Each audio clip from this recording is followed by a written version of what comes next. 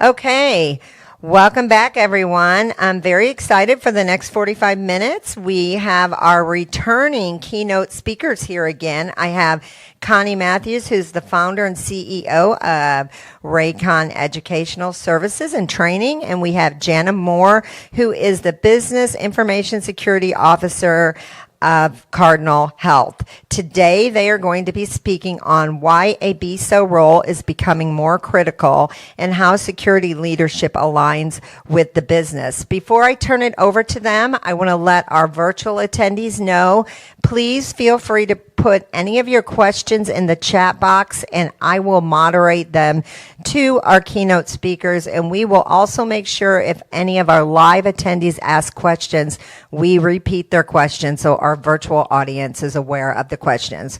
With that being said, I'm going to hand the mic over. Let's welcome our keynote speakers. Well, thanks for all of you for coming out to join. I know the world's a little crazy, so we appreciate everyone attending. So we're just going to do kind of a fireside chat. So we're going to ask each other questions. And then certainly throughout, we want this to be interactive. So feel free to ask questions and we'll be happy to answer them. So as Kim announced, Jana is the Biso at Cardinal Health. And at a show of hands, how many people have heard of a Biso? So, so very few people. So just as a quick, what a Biso is a business information security officer. So Jana's going to talk a little bit about what that looks like and why companies are doing that. So we're starting to see a trend in the industry where we're seeing Bisos. So I know Huntington. Government agencies have been doing it for a while as well, but I think it's a really cool role and it's definitely an expansion of security leadership. So I'm really excited. So Jana, why don't you talk a little bit about what your role is and why the importance of being a Biso? Sure, thank you. Hey everybody, thanks for being here. It's so nice to be in person with some folks. I've really missed this. So when we talk about the Business Information Security Officer role, it's really an interesting dynamic that's now entered into the discussion. And it's a way to almost expand that reach that the CISO has out to the business at levels that maybe the CISO just doesn't have the time to get to or is not in the room with those leaders at all times. And so when you think about the CISO's role, they spend hours. Lori Havlovitz, she spends a lot of time talking to the board, talking to the senior leaders of the company, and talking about strategy and making sure that we're engaged in the community and we're having discussions about any of the laws that are being discussed or privacy. And so her focus is a lot higher level. And so when we talk about having a Biso that's now engaging with the business across that kind of slice of kind of that next level down and talking to those leaders about what are your strategies, where are you going as a business unit, and how can we partner with you and be with you earlier in the process so that it's not so much of a kind of surprise or fire drill later on down the line when the business starts to go into execution phase and the kind of the more tactical part of your security teams aren't aware of that direction or that strategic move, and they're not prepared to kind of get on board and understand where the business is going. And so it's been a really nice extension, providing that layers of visibility back to the CISO and then also back to the tactical security teams, and in providing that bi-directional kind of visibility into what are we doing as a security organization and communicating that out to the business and raising their level of awareness on what are some of our initiatives, where's the industry going, why is it important, especially in the vertical that we're in. And then also bringing that information back to the information security teams to say, listen, from a business unit perspective, these are their top 3 priorities. This is where we're going to be going as a company. This is how it matches up to the higher level strategic vision of the company. And here's where we're going to need us. So it's really kind of just giving everybody that forewarning of how do we partner better together and how are we there at the same time. And it's that intersection, right? And making sure that we're there at the right time with the business. So that's kind of a high level description of the Biso role, what we're doing and why it's important, and how it's providing that immediate value back. I mean, my organization has been around for about the past 2 years, a little bit longer than that. And we've really seen a lot of value almost immediately. And we've become this kind of glue between a lot of different groups, not just business and security, but honestly, between the business, between IT, between security, between legal, we've kind of become this glue because as a security organization, we have to interface with all of those teams at one level or another. And they all don't necessarily have the right contacts with each other. So we've become this little matchmaker, which has been fun. Yeah. Thanks. So you kind of talked a little bit about this, and I know how many people have always heard that security is the department of no. I mean, I think we've all heard that. And so one of the things that I love about this role is that it is really the alignment. So the Biso kind of sits in between the security department and the business. And in my opinion, I think in the next 5 to 10 years, I really feel like security will be standalone, but we have to be embedded in the business, especially as we go all cloud. Because if we're not embedded in the business, we can't really help them secure. And I mean, obviously we see ransomware and attacks, like it feels like every single day we hear something. So that alignment is really important. So that's kind of goes into our next question, like why is it important to build those relationships as a BISO, and how do you do that? I think when we started out this journey and how are we going to build that relationship, it was important for us because my team is made up of very seasoned security people who have done both very technical work, who have done a lot of the assessment work. They have really interesting backgrounds. And so when you approach the business, we all decided that first kind of, introduction, it has to be, tell me about what's important to you, and let's refrain from saying no to much, right? We're there really to learn, and we want to listen more than we talk. And so that was a really intentional decision on our part as a BISO organization to walk in and say, okay, what's on your mind? What do you have going on? What's most important to you? Where can we help? And so that actually went a long way in building trust off the bat, instead of coming in with an agenda to say, look, security is important. We need you to do these things. There's a lot of risk, and of course, they're going to say, of course it is. We know that, but, I'm focused over here, so how about we talk about what we're going to do to enable the business? And so that was how we approached it. And we spent the first, I think, 6 to 9 months of that journey really doing that. And so that way we could increase our business acumen of ourselves and being very aligned to that segment or business unit that we're supporting. And so at Cardinal, where I'm from, we have a pharmaceutical segment, we have a med segment. Those are 2 big segments. But within those segments, we have all of these business units that each have their own strategy and direction and priority. And our BISOs have to be able to understand the nuances within the areas that they're supporting, and not just in North America, but also regionally. So we have APAC, EMEA, we have LATAM, and each of those have their own nuances and cultural aspects. And how do you communicate? How do you establish those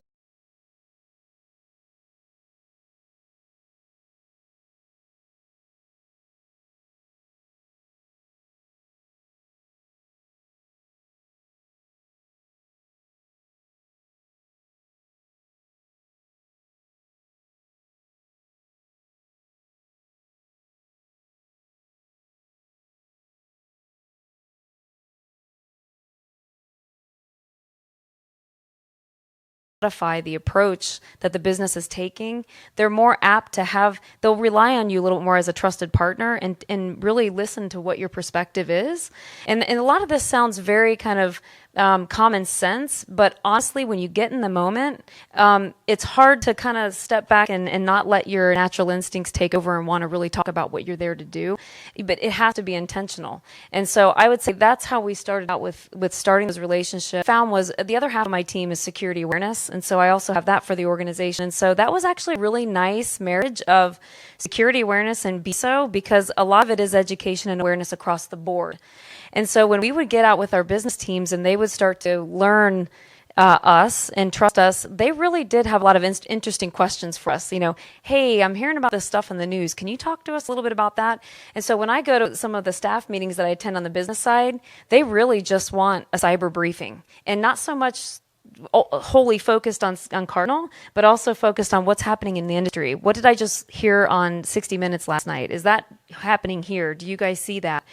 And then that kind of built up to our CISO and myself. Now we quarterly meet with all the top level executives of the company, the executive briefing.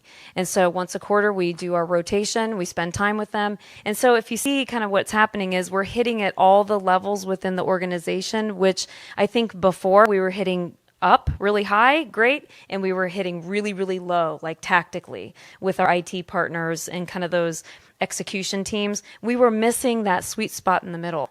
And that's where I think the BISOs have really started to come into play in making sure that everybody understands kind of what the perspective is and where we can partner with each other. Okay. So does anyone have any questions so far? Because then we're going to move into why training and development and building your teams are so important and crucial today. Does anyone have any questions? Put everyone on the spot. I know. So I'm a security awareness specialist in our company, and I have what are some of the challenges on building security awareness and what some of the advice? Yeah, question. So the question in the room was related to security awareness and what are some of the challenges that we've seen in building a program and any advice that I could give on the security awareness side. That's a great question because depending on the culture of your company, first and foremost, that has to be taken into account when you're putting together a security awareness program. One size does not fit all. You can't pick up one and put it in another company and expect it to work the same way. So you really need to spend some time understanding what is the culture of my company? How do people tend to learn? How do they engage? What are the platforms that we engage with, with our employees? Is it through email? Is it in person? Is it on some intranet site that we have? Is it a learning platform? So all those things, first of all, do your due diligence on that. And then if you have a global organization and you have cultures to take into account, that is super important because the BISOs that we have in our regions, the way that they do their security awareness is very different from each other.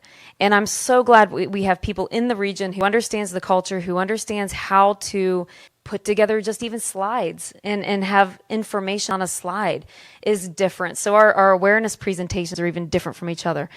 And so it's really about taking into account what's going to work best for your teams and then solicit that feedback. Is this resonating? Like with what I'm talking about, does this make sense?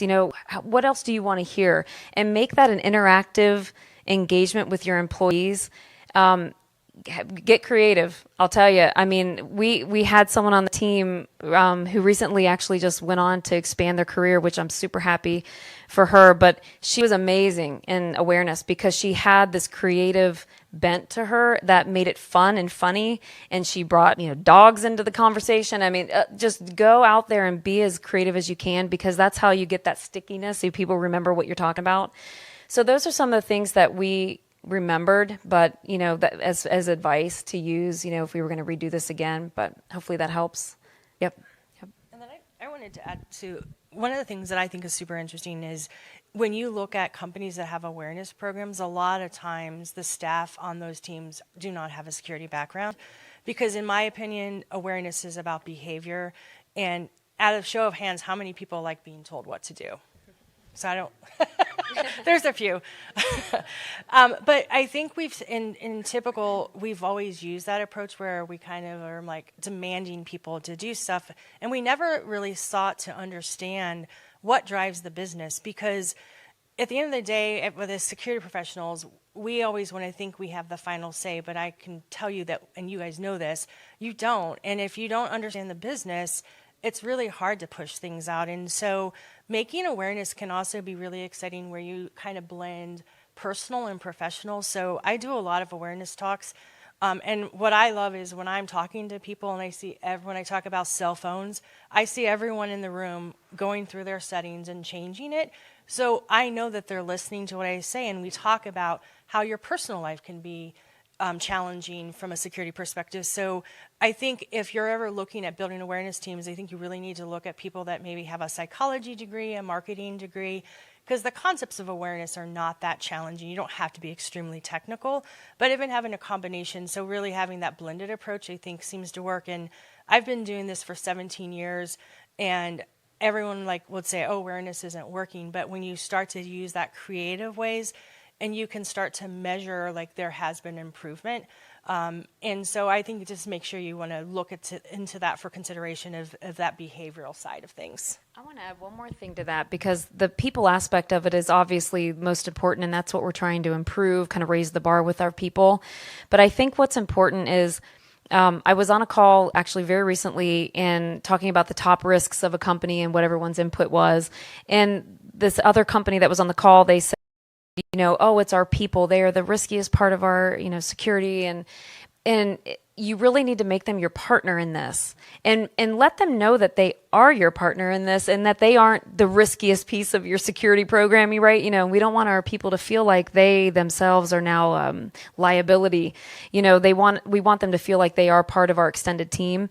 And when you bring them into the conversation that way, it's almost like you're deputizing them, into security, and you're creating these little security people out there that are taking it back to their teams and to their home, and to their families and things like that. So you have to twist the conversation a little bit, and I think that's where we need to go with that conversation. So, yep. But that kind of leads us into the next topic. If there aren't any other questions in the room or on the virtual platform about the business side of it. Okay, so this kind of leads us into development and training as we're talking about security awareness, and that's where I want to pose a question to Connie. And when we think about development and training, I'm just curious to hear your thoughts on what approach do you see working best for organizations, and if you can go into a little bit more detail about what you see working well and what you would advise companies to do. Perfect. And in full disclosure, I actually own a cybersecurity training company, but the reason I started my company was I was very passionate about how we have the gap where we can't find people. And with anything, you have to train and develop people. You can't just make assumptions that they're going to learn on their own. And so right now, what I will say that's like off the charts popular is app security and cloud security. And just by a show of hands, if you have those types of people, how hard was it to find app security and cloud security people? They just don't really exist as a whole. And a lot of them are expensive resources too. And so one of the things, and then a lot of the legislation and regulations now are forcing training as part of being in compliance, or it's a necessary thing to do. So right now, like PCI, HIPAA High Trust, and the CMMC stuff, they basically say all your app developers have to have app security training.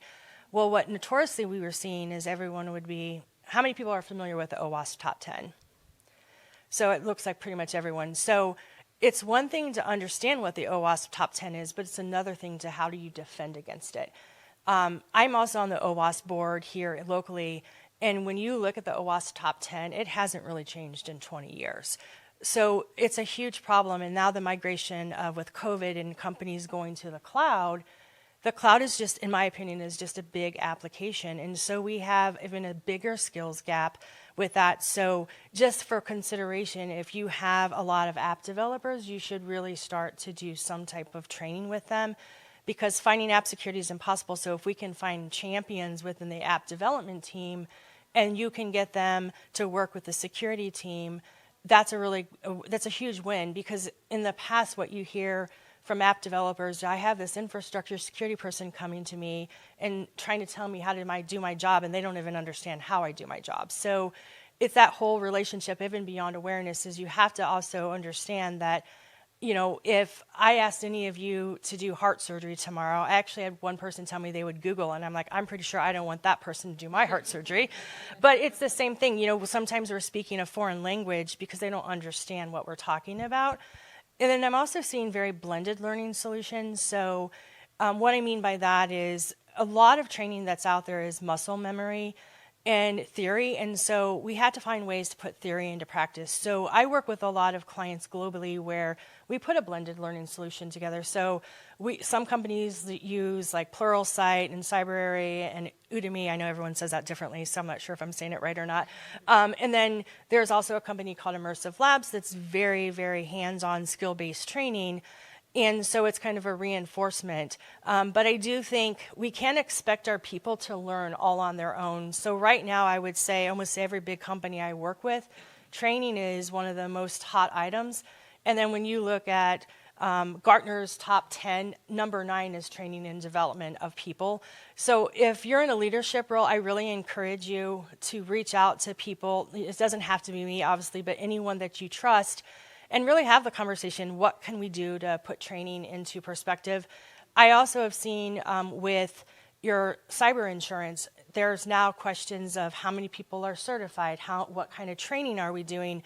So if you're renewing, I've worked with a lot of clients that are renewing, and I've said, hey, these are the points that I would present, because if people are trained, especially on new technologies and how everything changes, again, we have to be right all the time, attackers once, so we can never be right all the time.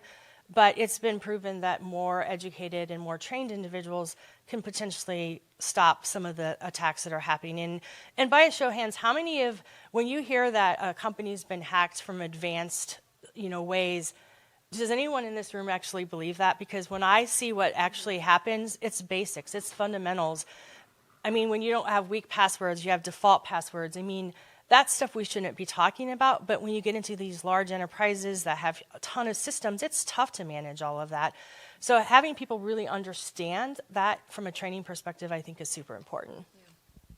Yeah. Any questions for Connie before we move on to the next question? You guys are quiet. I know. We're not used to being together in person. It's been so long. Okay. Okay. Perfect. Okay, perfect.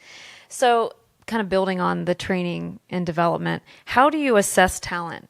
And just kind of curious, why does investing in people matter, and how does the assessment piece come in so that you know that the training's working? Right.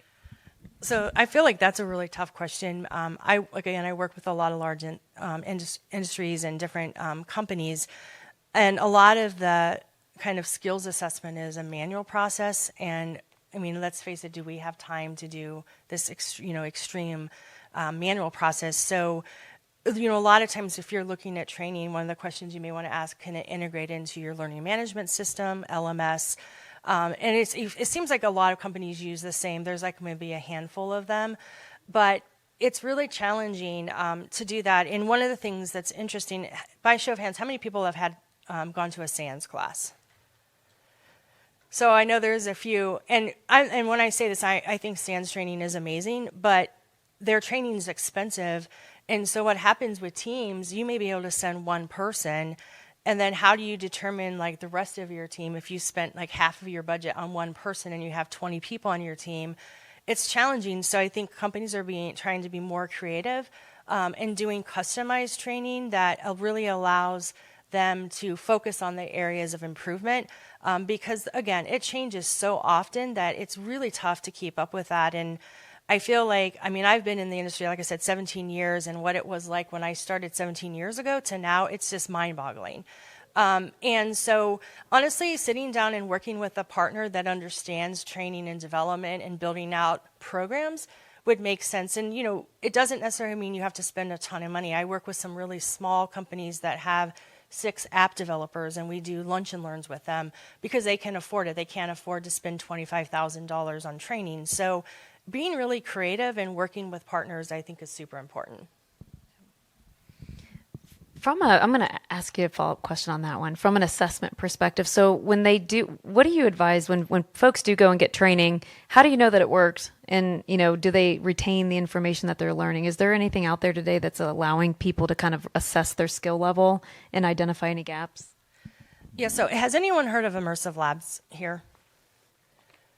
So I've really been super impressed with them. Their training is very skill-based, and they have very robust reporting. And I can say that one of the biggest challenges is if you send someone to a SANS class and spend $12,000 or $8,000, $4,000, whatever that is, and they come back and they leave, which happens all the time with SANS training because someone is willing to pay them more, you just walk all of that intellectual property right out the door. So you spent that money, where Immersive Labs is really identified by the company. So if someone leaves, you can assign those licensing. But what I like about it is I think sometimes when we review people, it's more based on opinion versus facts. And Immersive Labs allows you to do that and then really pull a lot of information to see what requirements. So because it's skill-based training, you can actually pass the training until you master the skill. And so it's really, and like I said, there are some other companies that do that, but they're one of the few that I've seen that I've been super impressed with. But I know there's been other companies where they actually did that manually, and it took them a year to evaluate because they were literally using pivot tables and Excel. And by show of hands, how many of you guys aren't busy in cybersecurity? Do you have a lot of extra time? So I think you really just have to find what makes sense. There's so many great things out there. There's a lot of free training out there. In Columbus, there's a lot of organizations that I'm involved in. So as Jana, like there's ICMCP, which is we're working on scholarships for women and minorities, and then we have a Grassroots Empower, which our whole goal was to provide scholarships for women, and I think we've awarded like $24,000, to women in the Midwest, and so there's a lot of free training out there. The other thing I would have you guys check out is there's Ohio has a program called Tech Cred. Has anyone heard of that? So there is free training. So every open enrollment, every company can get up to $30,000 per session. So they've been doing it about every month or every other month. The companies have to pay for it up front, but then the state of Ohio reimburses them. So if you use that to your to your advantage, you could get $100,000 to $120,000 worth of free training. And each person, it can have up to $2,000, so it wouldn't pay for some courses, but if you could get $2,000 and then pay the difference, that makes a big difference. And if any of you have any additional questions, I have a partner that specializes in that and certainly willing to help, but I don't know of anyone that doesn't want free money. And like I said, there have been companies that have gotten over $120,000 worth of free training, and even a big company, that's still a lot of return on your money. And you don't have to fill a class. It could be just sending someone, to a class as well. Okay, any questions in the room? Okay, I see Kim coming in.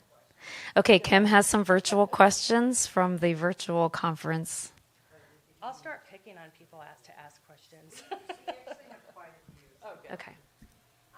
What are the biggest cyber threats to the business sector right now? And that is from Awash. Okay. So the question was around what are some of the biggest cyber threats to the business today? I'll go ahead and answer it if you know what. I would say that when I'm out talking to the business, and it's whether they realize it or not, I think is the key with our business folks. Number one is, I would say, third parties that they're working with. The business, depending on your company, a lot of the times the business is all about speed and getting services procured and getting products out. And so a lot of the times they will go and contract with third parties and not necessarily pull in the security team to help do an assessment of that third party. And so we've spent a lot of time over the last couple of years with the Biso program that I talked about earlier, is figuring out what are those processes in the company to where we can insert ourselves and our assessment piece into an already existing process with procurement and sourcing, so that we don't have to create a whole nother process to do a security assessment. We can just insert ourselves in an existing process and then make sure that we're helping them assess. But getting all of those third parties reassessed, if you didn't know that they were there, that's been one of the biggest risks, just to that supply chain aspect of working with third parties. Did you have anything? Yeah, and then of course we've all heard this a million times. Ransomware, I think, is always the top of mind. And I feel like today, if you're a CEO of a company, you would literally have to be living under a rock not to be concerned about ransomware. I mean, the amounts of ransomware that continues to happen, 6 million up. I think the highest one is 50, and it's just constant. And so what I've been seeing interesting is some companies are actually investing in Bitcoin, because when you have ransomware, that's how you have to pay it. And so I thought that was super interesting that companies are setting aside Bitcoin just for ransomware. Not saying that you should or shouldn't do it. And then I think the biggest question, and everyone has different opinions, should you pay ransomware or not? And I think that absolutely is a business decision. And I've heard a lot of security people say they're just stupid to do that. And I'm like, wait a minute, let's step back.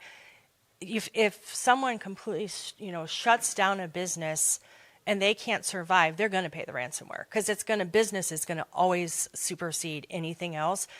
But hopefully you'll learn from that and have things in place, because now you're also hearing that backups are being encrypted. And now it's furthermore than the encryption, they're selling your data to other people. So it's not even just paying the ransomware, it's also paying or dealing with potentially a breach that you may have financial responsibilities, reporting responsibilities. So I feel like executives, that's one of the top topics. And there are some people in here that I've worked with, and their executives are like super paranoid about it because they know another company that did it. And so they're asking their security and IT teams constantly, like, what can we do to avoid this? How do we manage that? So I think that's the other area that I see. And then also, obviously, hiring people is a huge thing as well, finding talent. Okay, I have from Sarish, what will be a big bang for the buck in creating the security awareness amongst the developers? Is the change control help to ensure that the developers follow proper security guidelines? Did you guys hear that? Because I don't know if That is a mouthful. So basically, I think what they're asking is, what is the return on investment in training your developers around app security? I think there's a huge investment because, again, there are companies here in town that have had breaches over SQL injection, cross-site scripting, buffer overflows. Have you followed OWASP? How long would you guys say that's been on that list? Yeah, 2000, yeah, 90s, 2000. And so when I said earlier, we have to go beyond having app developers understanding what the OWASP top 10 is. Now we need to figure out how do we teach and train them to fight against them and to stop them happening. Because when you look at the OWASP top 10, if you could knock 3 or 4 of those out, you probably have given yourself 80% coverage of what we're seeing with breaches. Now, we can't stop there because we all know that once we solve this set of problems, there's going to be a million more problems that we have. So the good news for all of us, as long as people are living and breathing, I think all of us as cybersecurity professionals have an opportunity to have a really good job. But I think it really has to happen because the server is not what you want to protect. It's what's sitting on the server, which is the databases, the applications, and so forth. So I feel like if you're going to invest in training on your app developers, it's probably one of the best things you can do. Because there's no way we can solve this problem if we don't train the developers around the security fundamentals. Okay, I have another question. Are we investing adequately in our cybersecurity on business sector?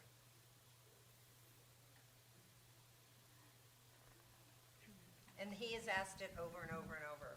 So I think he really wants an answer. He asked this about 4 times. So if I'm understanding what he's asking, I mean, to me, investing in people, and people are your number one priority. I mean, if you have just executives making decision, it's all of the people from the bottom up that have to make a difference in the business. So I think companies need to be creative in how they're approaching cybersecurity. And again, it needs to be not a department of no, it needs to be how can we help you? We also need to understand that we cannot win every fight. If the company can't do business, then the security controls or whatever is not going to be put in place. So I think it's a constant. That's when I was mentioning earlier where I think security is going to be forced to align more and more with business if we're ever going to make a jump to making this a better, from a security perspective, we're going to be better. And obviously, once we get through those, there's going to be more problems. When you have, cybersecurity, hacking and all that, it's organized crime. I mean, it's worth billions and billions of dollars. And so I think that is really what's important is the security teams are going to have to learn to understand business and how to have conversations. I have a question to Jana. It says, what are some of the challenges of a Biso? Yeah. Okay, so some of the challenges, I would say, getting a seat at the table can be a challenge, right? So it's, especially if this is a new concept within your company and they're not used to having that business partner kind of role that's coming across different, from a different function. So I think getting a seat at the table, I think that it's important in your organization that if you do this, a Biso organization, is you have it at the right leveling. so that you have a little bit of more influence at the Biso level, so that you can get at the table. You have to be careful. You don't want to make these folks, an engineer level, if you will, a technical type level, because then they won't have that influence in the business. So I would say that could have been a challenge that we avoided by making it the right level. And then, I think you really have to learn how to story tell. A lot of these folks on my team are very well seasoned security people. And so we spent a lot of time together talking about the art of storytelling and how do you explain security concepts or business concepts back to security people both ways again, making sure that you're able to tell the story around it and why it's important, what's the priority, what's the impact, what's the benefit and value back to everyone, and kind of helping them kind of get there, right? You got to understand where they're coming from and then tell the story so that it resonates with your audience. So it really does benefit you to spend time analyzing your audience, learning who you are going to walk in and talk to. Don't expect that you can walk into every single business room and have the same discussion over and over and it's going to resonate. Take the time to analyze that audience, understand what's going on in their world, in their realm, right? What are some of the pressures they're under? Are they a very distracted team? How did they come to be at your business? Was it an acquisition, et cetera, et cetera? Learn their history a little bit so that when you walk in, when you do deliver your message, you can tailor it so that it does make sense to that group. And so I would say those are some of the challenges that I can think of off the top of my head that really we learned along the way, or we at least prepared for up at front and tried to avoid.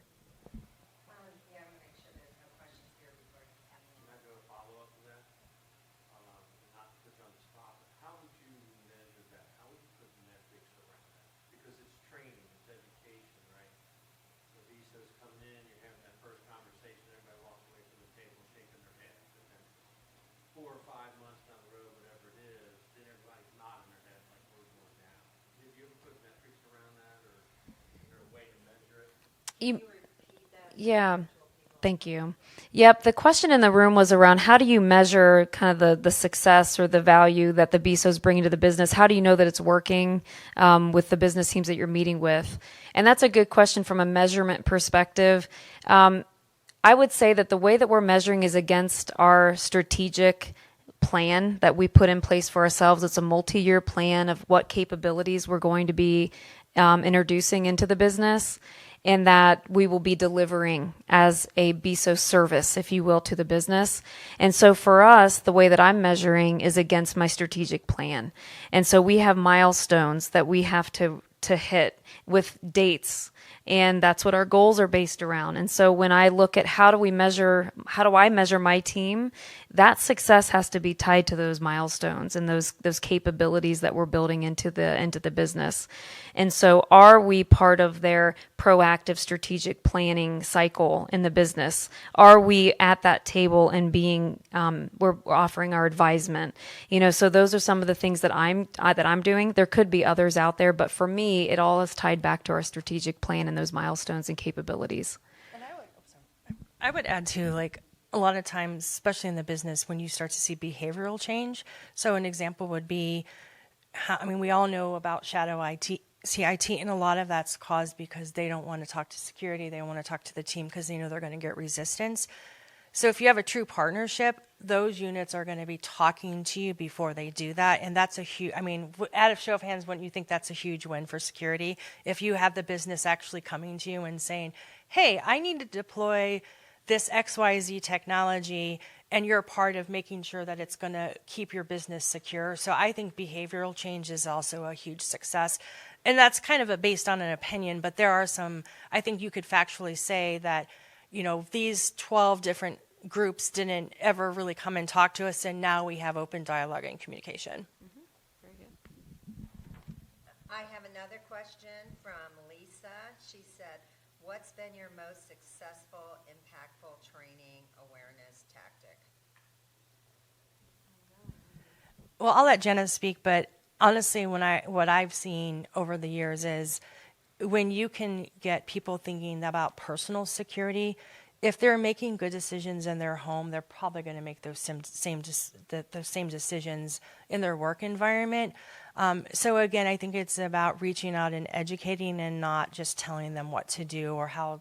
I mean, I've heard security people say that all end users are stupid, and sometimes they say that in open dialogue, which that's, again, back to when I asked how many of us like being told what to do. So I think, and the same thing with behavior too, if you see that people are making better choices, then it does help the security plan.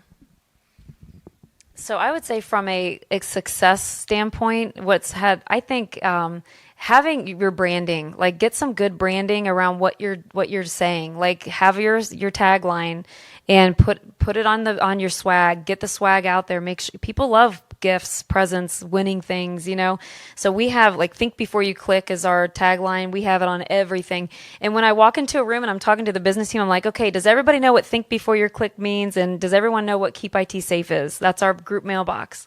And so when you get, suspicious email in your inbox, you know where to send it right off the top of your head. You don't even have to think, right? So it's good branding and just making sure that is, repetitive in front of them over and over and over again. And of course, going back to what we said earlier with being creative, I mean, everybody remembers our Murray the dog videos that we did at Cardinal last year through COVID. It was hilarious, but there was a message in there too, right? And people love that. So I think being creative and being repetitive and having good branding is probably most success I've seen. We had a few virtual people said nice. So, and we're getting close to time. We have about 4 minutes, but Valentino said, hackers are using AI and ML. How do you combat them? I mean, you probably deal with that more than I do. So. Yeah. I mean, I have some thoughts, but Yeah. go ahead. It's a great question. And a lot of the times when you're on the defensive side of that, it's hard to get ahead of that. So honestly, it's all about automation and putting as much as you can in place with intelligence, making sure that you have kind of that constant learning going on with your tooling so that you can easily if you see something, a new threat come in, you can easily get it transferred into your detections and prevention. So it's really about automation and trying to be as fast and have as much speed as you can to respond and react. And then making sure that you're out in the community and you have those good relationships and you're sharing your threat intelligence with each other, especially within your vertical if you're seeing something that's common, and taking that information and putting it back into your tooling. So you need to get as fast as you can to respond and react and prevent as much as you can. And then on the other side of that is because you cannot defend against everything, you will not win that battle, making sure that you have really good response and recovery plans in place and spending the time to really invest in those capabilities. When you think of the NIST, the categories of NIST, making sure that you have all of those covered, but spending time and investing in response and recover pieces so that when you do have an event, you can respond and react fast. That's my 2 cents. And we have about 2 minutes. Are there any last words that you want to share with our audiences? No, I mean, I think honestly, it has been great to be back in person with so many of you. I'm glad that some of you folks came out, and for the folks on the virtual conference, thanks for attending. Reach out to us, make a connection. Let's continue to grow our community. I think that we learn so much from each other. So yes, we're up here speaking today, but I'm just as interested in hearing what you have to say and what your experiences are so that we can all collectively raise the bar, in security together and help each other. That's my Yeah, and I'm going to kind of just elaborate. For those of you that know me know that I'm very involved in the community. And one of the reasons why I've always done that is because I think collaboration and working together is super important.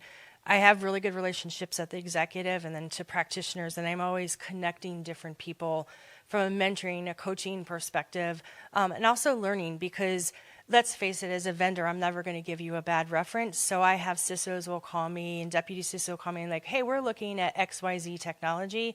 And I know someone else in the city that is doing the same thing, and I'll connect the two of them. So you can learn from what went well, what didn't go well, look at, you can learn what those pitfalls might be. No, never two organizations are the same, but I think understanding, and I think we're so lucky in Columbus, Ohio. I've sold all over the globe, and our community is by far, in my opinion, the best community I've ever seen. So take advantage of that. people can either say yes or no, but reach out. More people are willing to help than not to help. So definitely reach out.